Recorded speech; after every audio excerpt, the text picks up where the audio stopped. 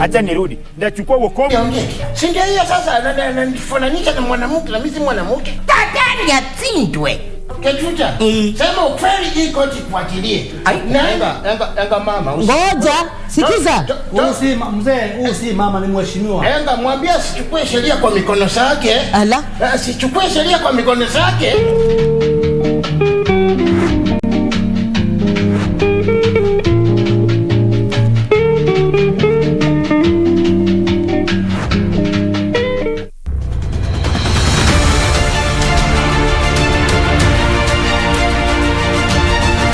Wanariadha wa Kenya walidhihirisha kuwa wafalme na malkia wa mbio za uwanjani.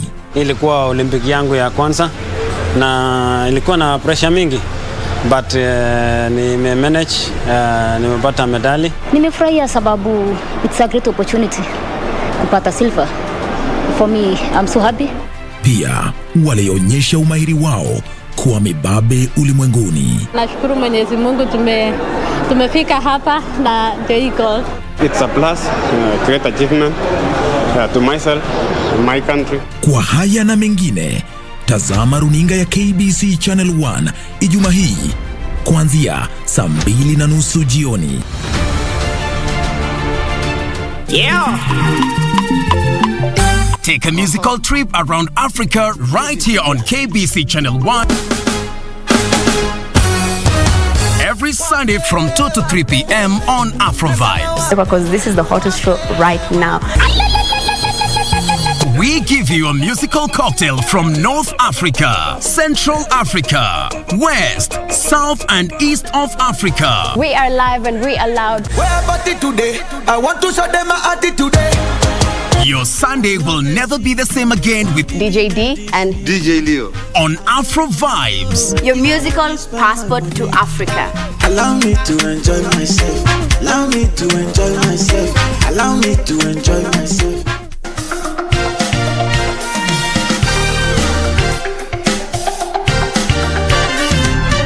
Yeah. It's just I like the way they talk in a dramatic. There's always drama. Yeah. And I also like their accent. Yeah, they've even given me a name, by the way, on TikTok. What's your name? Lerato. It means love. My fondest childhood memories. Well, it's that one time I thought tomato paste was jam. And so guys, so you had it on your bread. Yeah, guys, my siblings walikuwa wanapiga story huko nje. Yeah. I slipped away. I didn't even tell anyone because they were talking about jam. I was like, oh, by the way, there's something red in the fridge. Hi, my name is Esther Kazungo and you're watching the Cynthia Nyamai Show.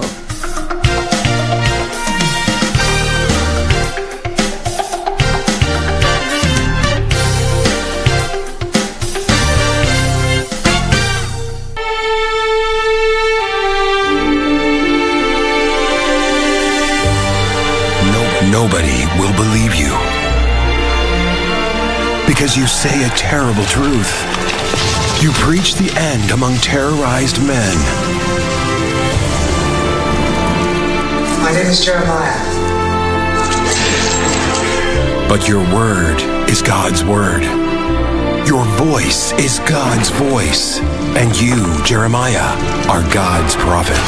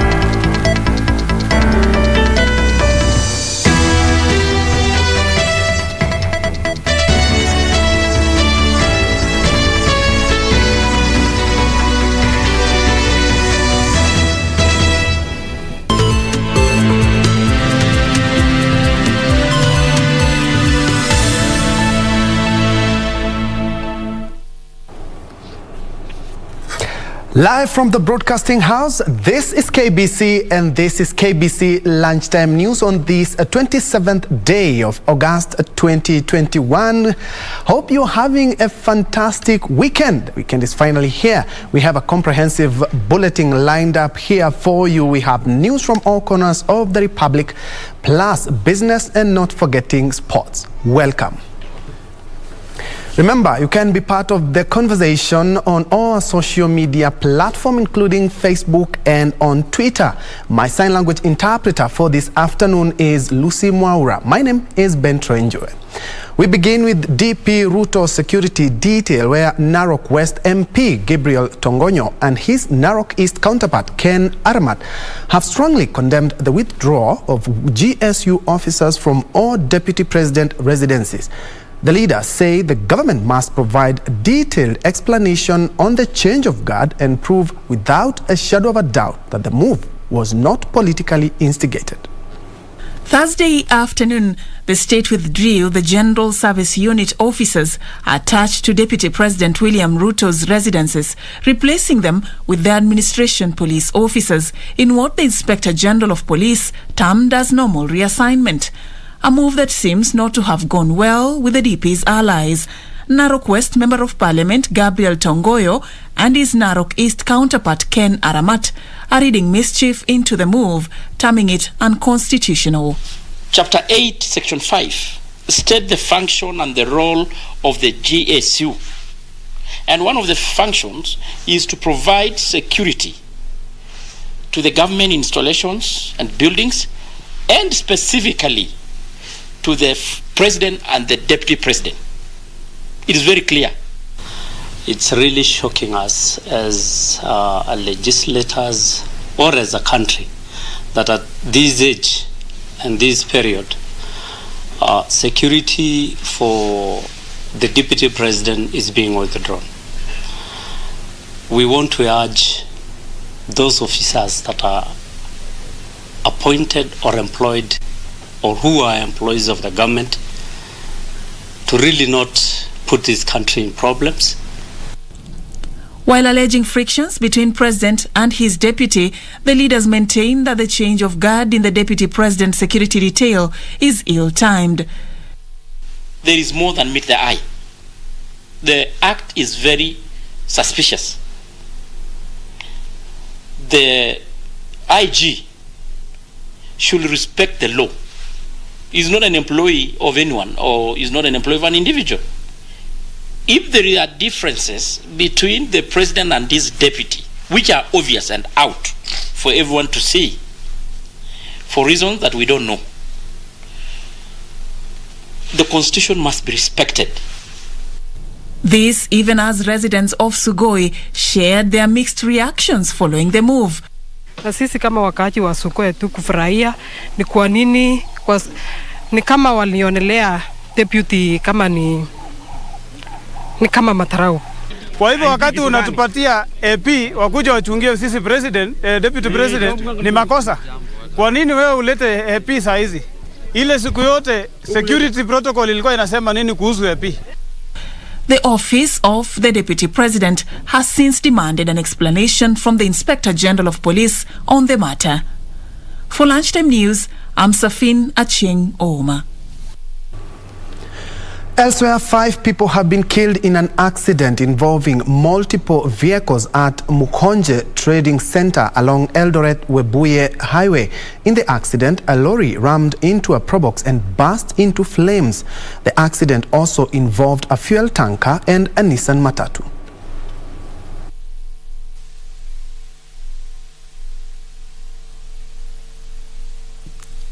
Charred and mangled scraps of vehicles which found themselves in the wrong place at the wrong time paints a clear picture of the aftermath of the dawn accident. An accident where 5 people lost their lives. Wamechomeka beyond recognition. Alafu tume-identify tu mtu moja ambayo alikuwa driver ya Kanta. One of the tankers collided with the other and hit an electric transformer and in turn ignited the inferno, where some of the victims were burnt beyond recognition. Witnesses and the victims narrated the harrowing experience, further calling on the county government to ensure it improves on its emergency response to reduce damage. Brakes baby ni kama zilifail na ikagonga gari ilikuwa mbele, pia ilikuwa lori ndogo ya mafuta. Hiyo lori ndogo ikapandia gari yangu juu na ikalipuka, ikagonga transformers ikalipuka. Pia watu wetu wa county ya Kakamega, serikali ya county ya Kakamega ikiongozwa na Honorable Oparanya, tunataka wanunue magari ya kusima moto ya kutosha, na wawe wanatembea na maji ya kutosha na gesi ya kutosha, sababu moto huu saa yenye ilianza saa 9, magari zimefika hapa saa 1. Kama wangefika mapema wangesawazisha kitu. Na watu walipata majeraha, watu 6 wamekimbizwa hospitali ya Webuye na mtu mmoja amepelekwa hospitali ya Lumakanda. For Lunchtime News, I am Frederick Parsayo. Elsewhere, police in Kitui and Machakos have launched investigations into an attack at the Kanyonyo B2 ranch, which left 16 people nursing serious injuries. An armed gang is alleged to have raided the ranch, brutally attacking employees in a suspected land tussle. According to the victims, they were going about their business when a group armed with machetes raided the Kanyonyo B2 ranch along the border of Kitui and Machakos counties. Jana mwendo wa saa 6 kuna kikundi ya Mobela iliingia mahali tunafanyanga kazi B2 na wakaanza kutupiga. Walikuwa wamebeba silaha mingi, mishale, shoka, mikuki, panga na manati. 16 people were left nursing serious injuries after the attack. Wakimbiza, wakawashika, wakawapiga, wakawaumiza, wakawakata. Sai kuna wengi wetu wamelazwa hospitali ya Kitui General. The victims were rushed to Kitui Level 5 Hospital and Matu Level 4 Hospital, where they are receiving treatment. According to the ranch's management, they are the rightful owners of the ranch, claiming the attack is an effort to grab the land. Tuko na lisi yake. Ile iko na miaka 46 years to go. Kwa hivyo, we are legally possessors of the land. Lakini wale wengine wanakuja wanaambia watu eti tunataka hii kichaka ni yetu na ni squatters. Wanaanza kukatakata hii chamba na kuuzia watu wengine. Authorities have launched investigations into the violence. The employees are calling for justice and protection from the government. Tunalilia kilio chetu ni kwa Bwana Mutiambaye na Matiang'i. Kwa CS Friend Matiang'i wa internal security aangalie hii jambo, tuko na shinda. Reporting for Lunchtime News, I'm Jackie Wambiru. Moving on, herders in Kajiado Central and Kajiado West sub-counties are living in fear of losing their livestock due to a looming drought. The National Drought Management Authority has classified Kajiado among counties that might be hit hard by drought in the coming months. Pasture is diminishing, seasonal rivers are drying up, leaving herders jostling for the remaining resources.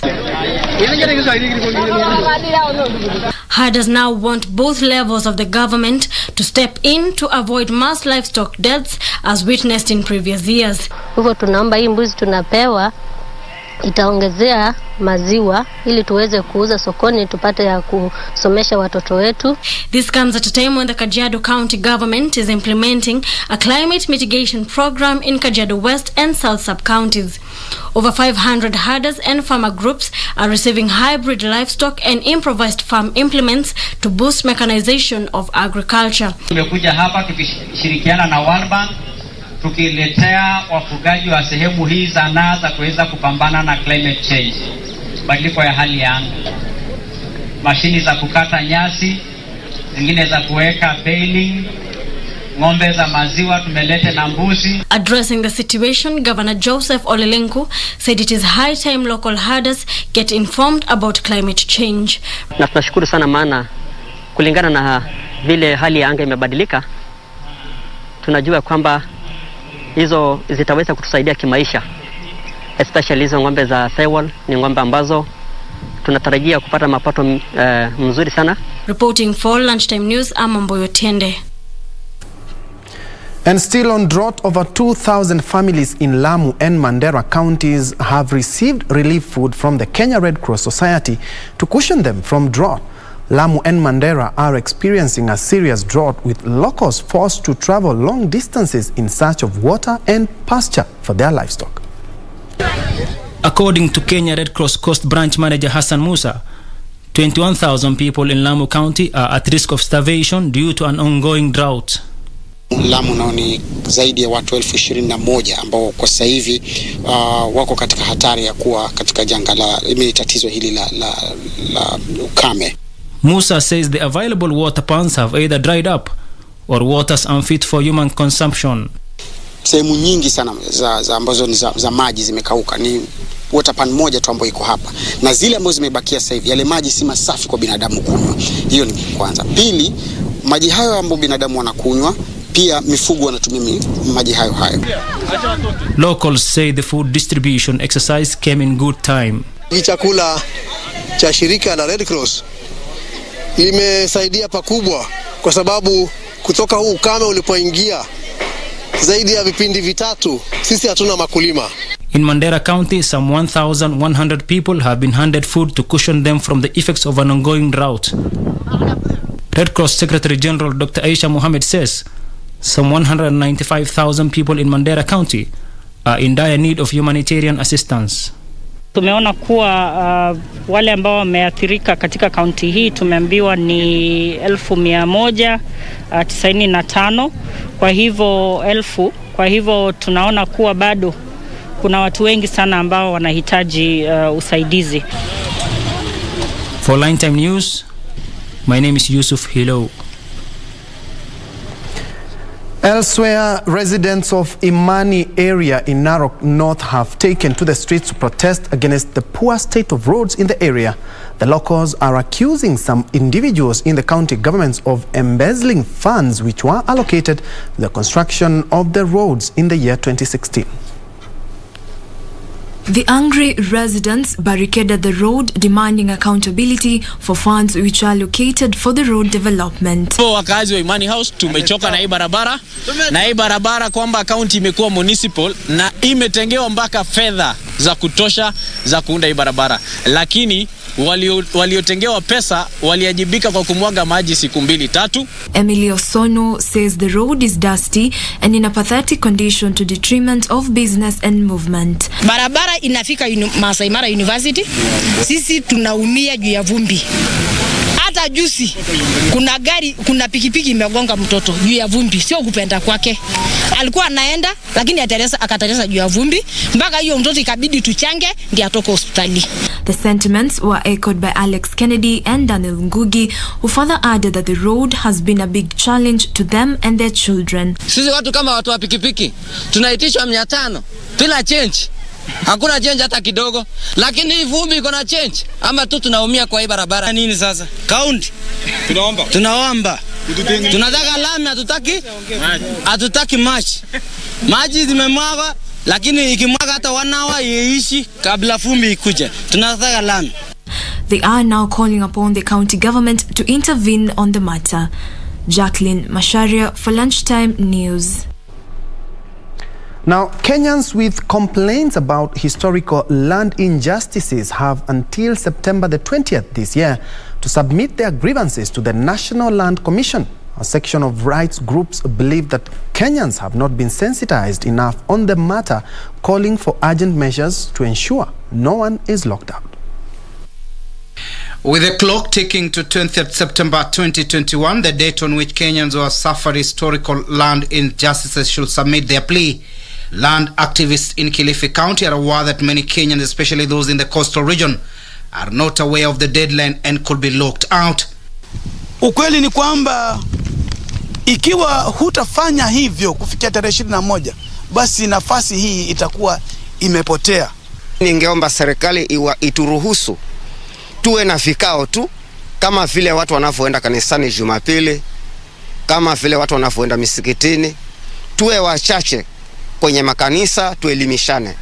Tuwe wachache, tuweke tu vikao tukitumia local administration, ili watu wetu tukaweze kuelimisha na tuwafahamishe, wafanye bidii. Wale ambao hawajaandika hizo petitions kwa National Land Commission, tuwahimize waandike, na kwa wale ambao tayari pengine washaandika, pia waandike barua zingine zile ambazo tunazita kwa lugha ya Kiingereza, wafanye zile tunaita follow-ups.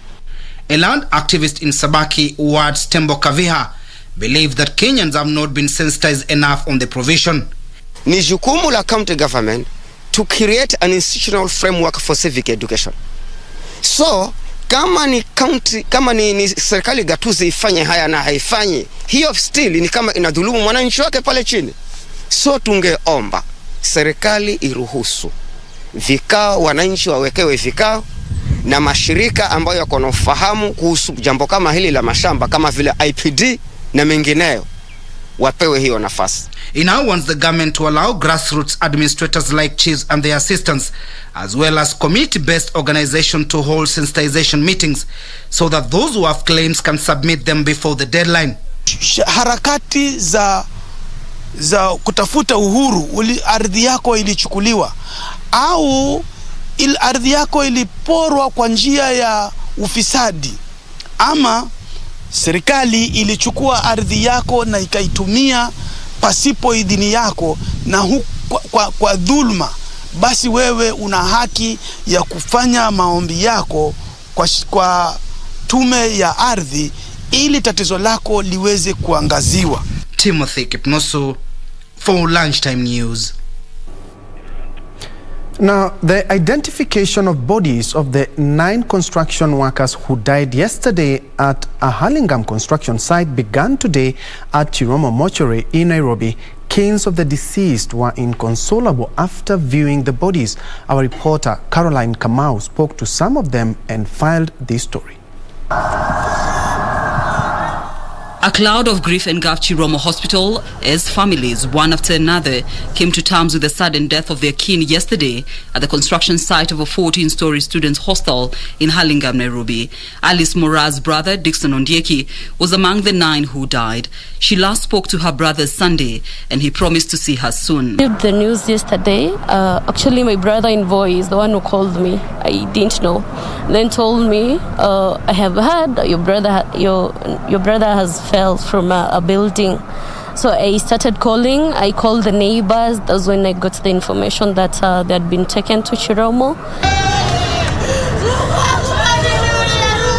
His wife, Marceline Murabwe, is expecting the second child.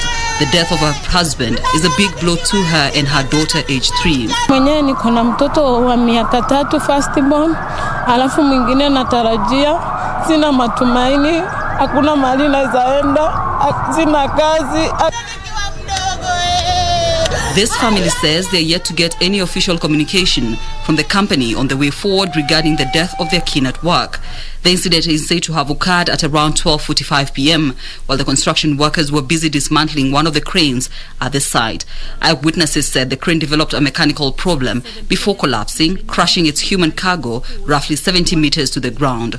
They all died on the spot. Among the dead were 2 Chinese nationals and 7 Kenyan employees of the building's contractor, Zhejiang Chejiang Construction African Limited. Caroline Kamar reporting for Channel 1. Caroline Kamar reporting for Lunchtime.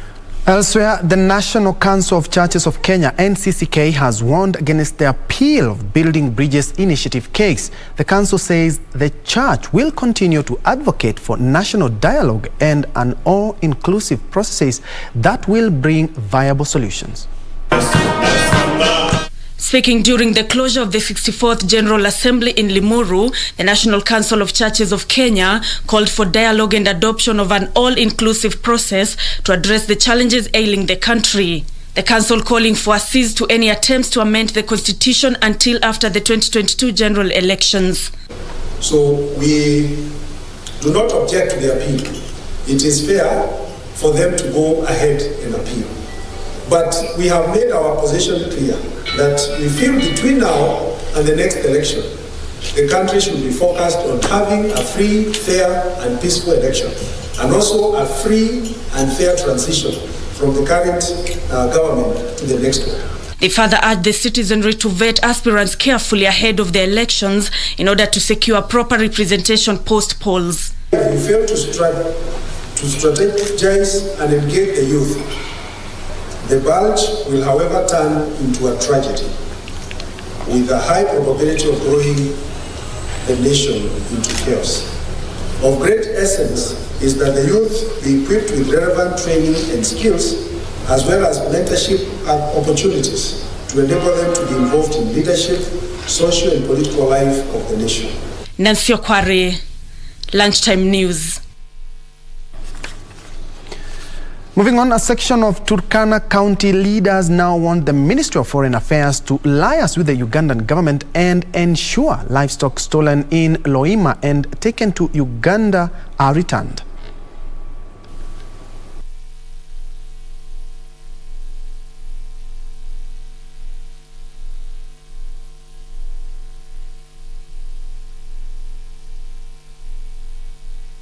Over 161 herds of cattle were stolen by the Njue community. Our boys managed to follow them and return back the livestock. But what annoys the leadership of Loima and their people is the fact that the UPDF from the other side of Uganda decided to intercept both the boys and the livestock that was returned after a raid that was marshaled by the Njue community on our people. And they returned the entire herd to their battalion in Moroto.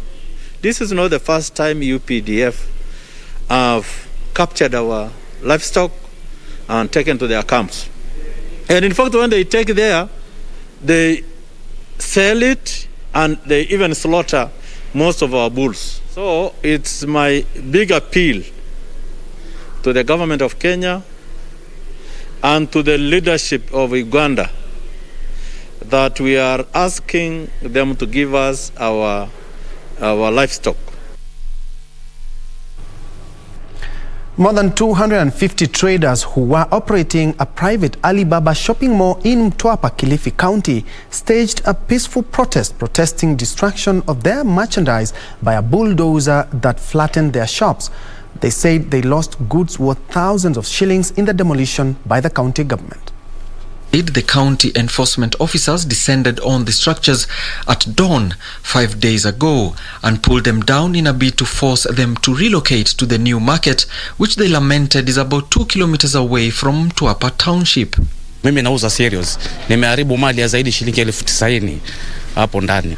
Na wengineo wamebondewa kila kitu, si viazi, si tomato, si vitunguu, zote zimeharibiwa. Na hakuna mtu amepata kitu. Kuku zimeuawa pia hapa ndani. Magunia ya makaa imesagwa yote. Na bila kupewa notice, hatujui nini kunaendelea. Disparate and confused, the traders said a majority of them had taken loans to relocate to the mall to boost their businesses, but now that their wares were destroyed and buried in the rubble, they don't know how to move forward. Saa hii mimi nadaiwa huko nyumbani, hii pesa pale sijui nitaitoa wapi, vitu vyote pale hakuna, wataka tufanyeje? The traders also claimed their goods were vandalized by Kilifi County enforcement teams under the guard of uniformed police officers and demanded that Kilifi Governor Amason Kingi compensates them. Tunaomba serikali ya county ingilie kati, na hasa tunaomba gavana wetu aingilie kati hii swala. Tujue hapa tutasaidika vipi, manake mali zetu zote zimeharibiwa hapo.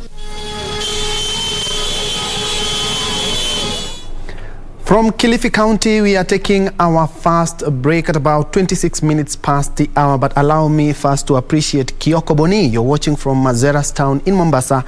Peter Hillary, you also tuned in. Edwin Rono, watching KBC Lunchtime News from Kiplombe in Eldoret.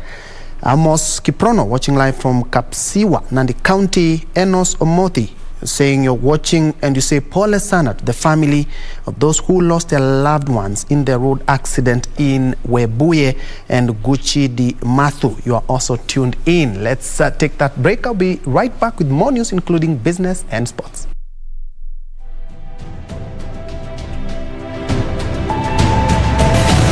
But we have learned a lot during our stay here. More than that, I think the cementation of the friendship between the two countries is obvious.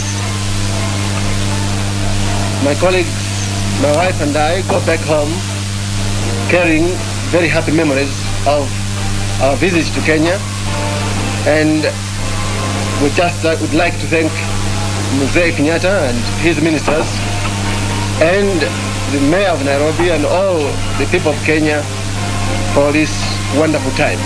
The cementation of friendship between the two countries obviously means plenty of important discussions behind doors.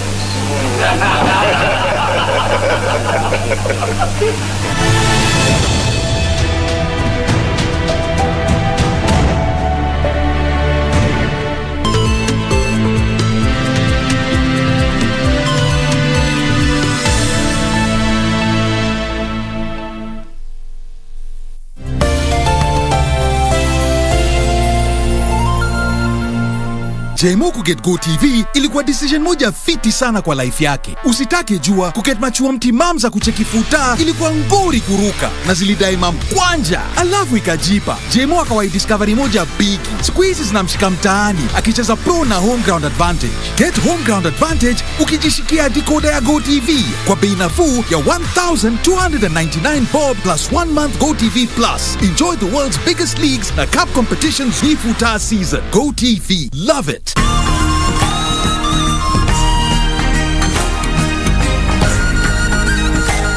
Talking about animals, look ahead of buffalo. This week on Zurura, hii kazi mimi leo ninafanya. We take you on a journey from farm to shop. Rock climbing.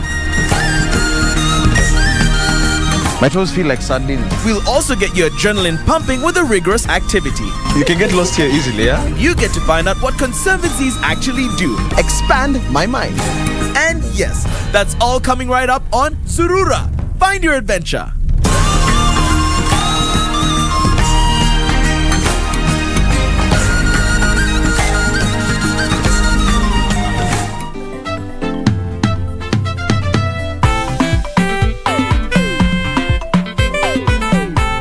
Will you focus, you cabbage face? This kind of speech is for those who use their brains. You, on the other hand, could use water and soap. Guys! Julia and Vala have eaten all the food. Now we are going to die in the jungle. Will you keep your voice down? You know, I had no plan of going out like this, just so you know. And Julia, just know you are the worst planner in the history of planning. What is your problem? Why can't you just enjoy the trip like the rest of us? We might have taken the wrong van. Whose van is this? I'm feeling the music in the air.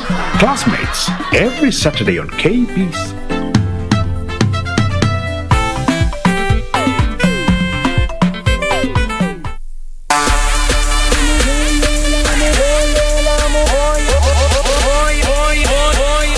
The mighty will fall.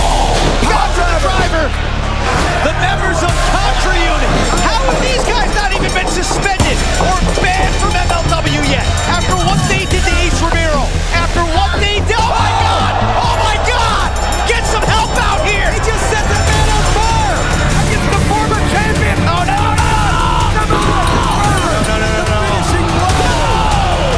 These guys they're all about violence. They say they're global gamers in violence.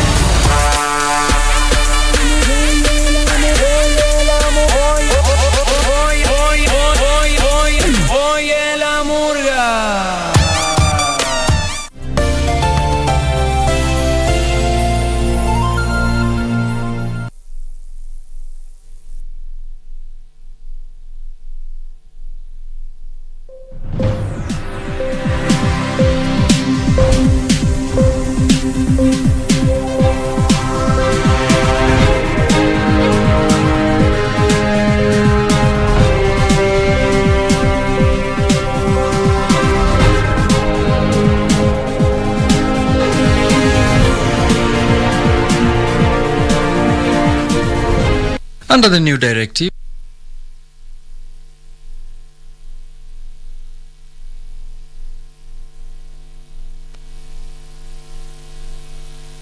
reference to the Kenya Vision 2030 and the Big Four agenda in their advertisements and public communication.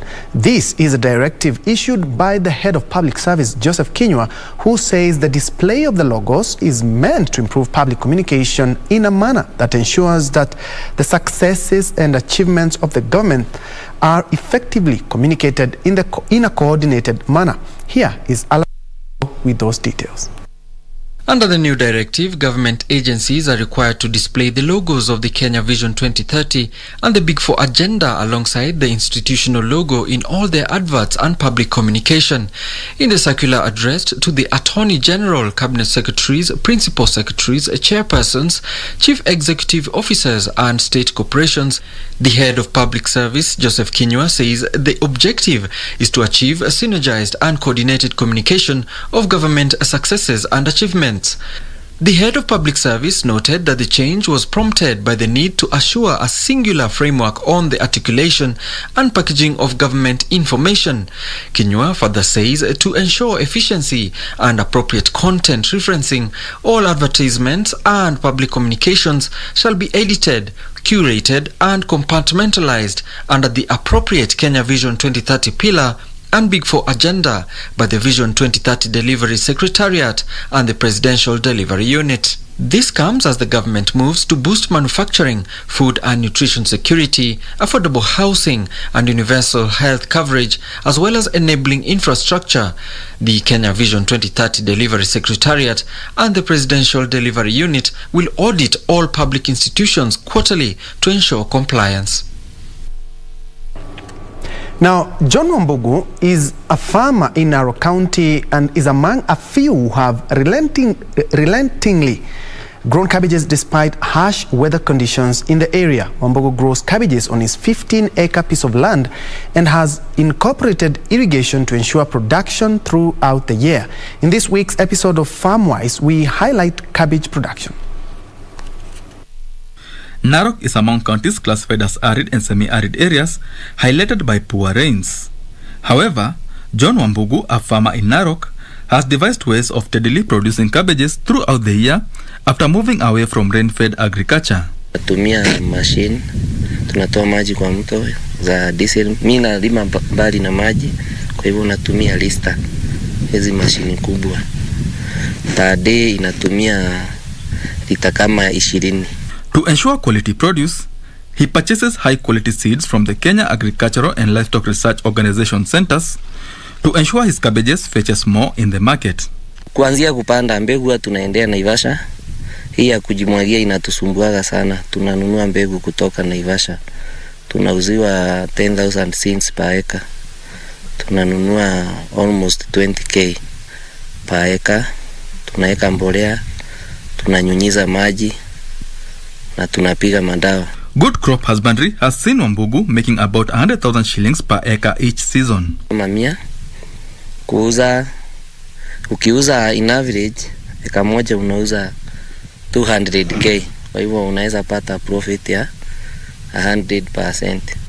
However, he says he has had to contend with invasion of both domestic and wild animals that wander into his farm in search of pasture. Hapa ni Masai Dad, wanafuga mang'ombe na mbuzi, so lazima uwe ngangari, lazima uwe na wafanyakazi wa kuangalia mashamba.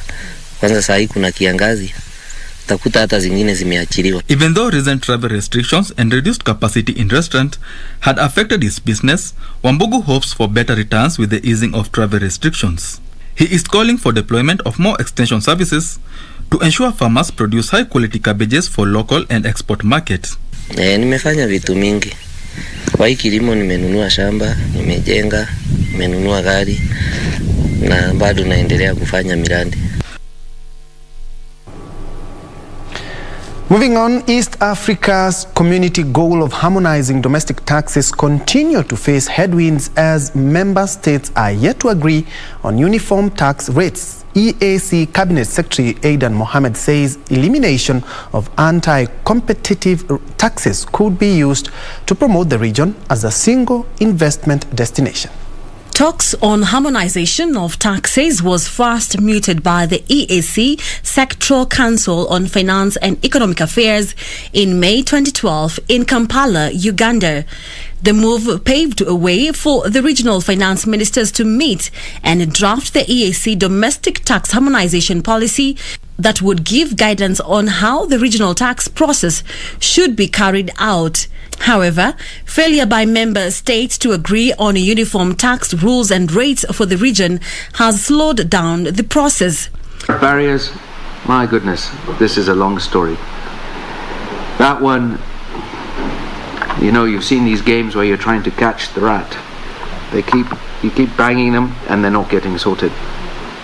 Double taxation, avoidance of double taxation, we need to address that on a SG in the Secretariat. And we must clarify everything that have to do with our customs, rules and regulations. Sanitary and phytosanitary protocols need to be cleaned up. We also need to address our rules of origin. That is creating huge challenges at the border and making sure that our trucks get to sit. The challenges that we have seen is goods that are manufactured within EAC states sometimes are not as competitive as we would have liked them to be because of some of these existing domestic taxes. And it's one of the biggest challenges. The EAC domestic tax harmonization policy proposed introduction of EAC-wide minimum excise rates by type of goods and services with regular adjustments and periodic realignment to take into account inflation and exchange rate movements. According to the policy, harmonization of tax rates within the East African community is expected to take a progressive approach starting from excise and VAT, followed by income tax at a later stage. On VAT, the policy proposes adoption of a single positive standard rate in each partner state subject to an EAC-wide minimum. For example, Kenya's standard VAT rate is 16%, while Uganda, Tanzania, Rwanda and Burundi are at 18%. With regards to income tax, the policy proposes adoption of common rules for determining the tax base, introducing a minimum income tax rate for each category to prevent harmful tax competition. The process has been slow since some partner states are dissatisfied with the plan to harmonize VAT, income tax and excise duty, which are considered critical sources of revenue for member states. Experts say elimination of double taxation that has been cited as a major hindrance to fairness and investment will highly depend on commitment by partner states. Mohammed says elimination of non-tariff barriers and market distortions could undermine implementation of EAC Common Market Protocol and the EAC Monetary Union Protocol.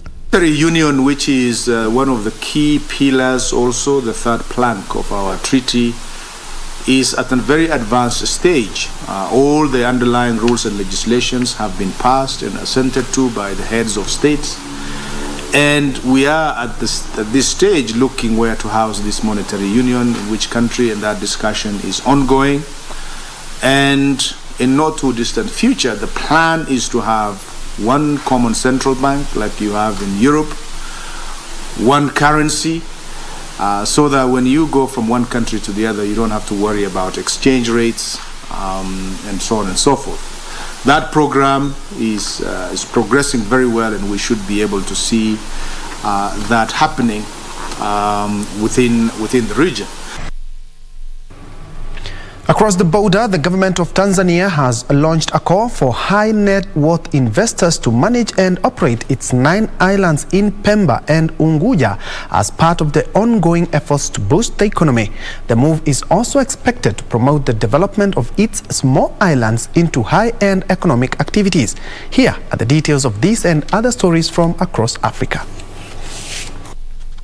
The Tanzanian government says the decision is based on the need for diversification to attract investors, stressing that the small islands are assets that can be developed for the general good of investors and Zanzibaris alike. According to the Zanzibar Investment Promotion Authority Director, The investors must invest huge sums of money and have until September to provide information regarding their experience and ability to develop projects. The authority says, unlike in the past, the Tanzanian government is targeting net worth individuals who can invest huge amounts of money in projects that would yield quick economic gains for the country. Meanwhile, Somalia has set up a trade information portal to facilitate cross-border trade and provide businesses with a transparent environment. The portal is the government's latest move to improve cross-border trade and facilitate Somalia's accession to the World Trade Organization by complying with the WTO Trade Facilitation Agreement. The state minister at the Ministry of Commerce and Industry says the portal, which provides a unified source for all cross-border trade information, will lower costs and simplify trade procedures for Somali importers and exporters. Finally, Ghana will strive to transform the fisheries sector in a bid to create more jobs and enhance livelihoods.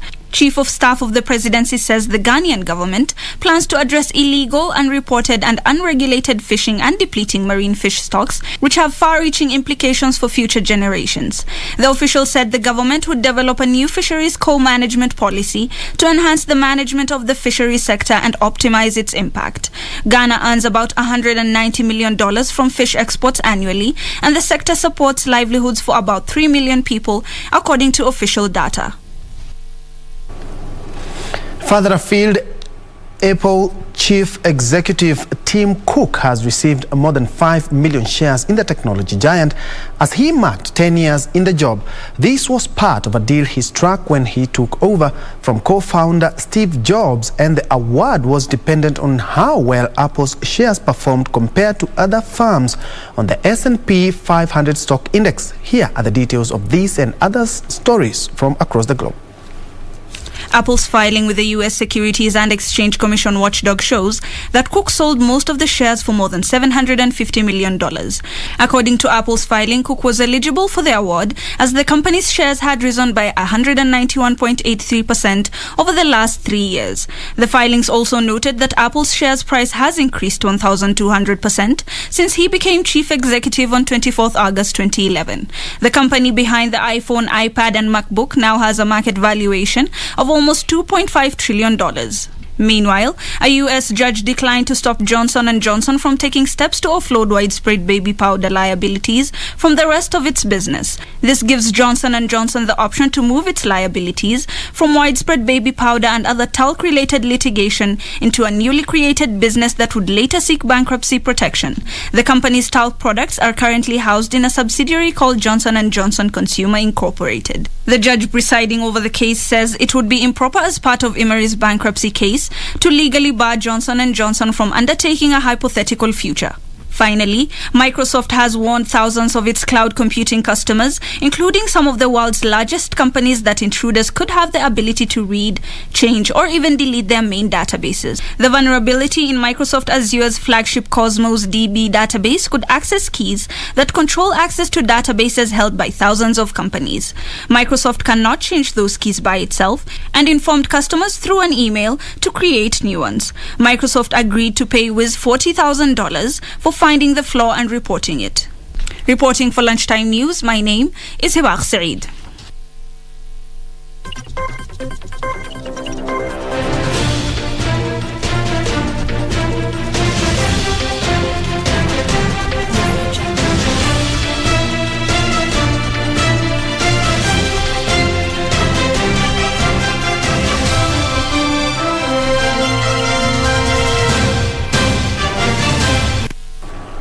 And in sports, England international Harry Kane scored twice on his first start of the season as Spurs advanced to the Europa Conference League group stage with a 3-1 aggregate win over Paco